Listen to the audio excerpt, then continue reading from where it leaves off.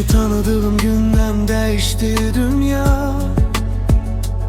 Sanki yüreğim taptı öz yuvasını. Gözlerin bakanda susur bütün sesler. Adın yazılıp kalbimin havasına. Bir bakışın yeter itim gecelerde. Sen ışıksan karanlık küçelerde. Sen benim için çok güzel, çok özelsen.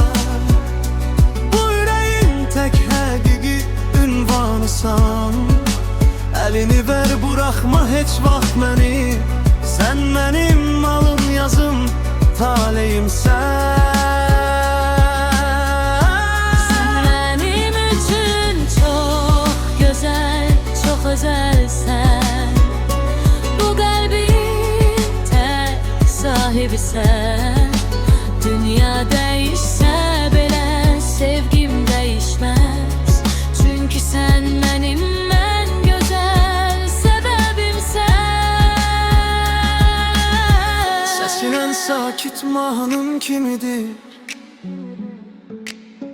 Ruhuma toxunan bir nəğmə kimi. Yanında zaman dayanır sanki.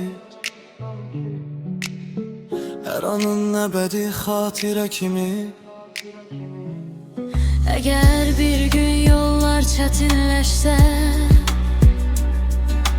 ben yine seninle kalacağım.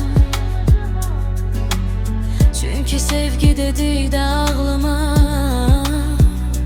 təkcə senin adın gelecek her zaman.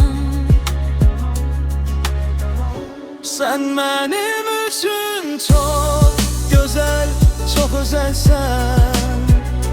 Bu yüreğin tek hakiki ünvanısan. Elini ver bırakma hiç vaxt məni.